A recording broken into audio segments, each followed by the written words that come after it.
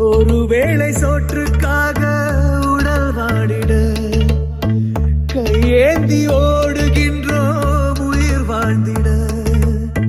பசி என்ற தீயில் இறைப்பை சாம்பல் ஆகுதே. மனிதநேயம் எங்கே இங்கே செத்து போன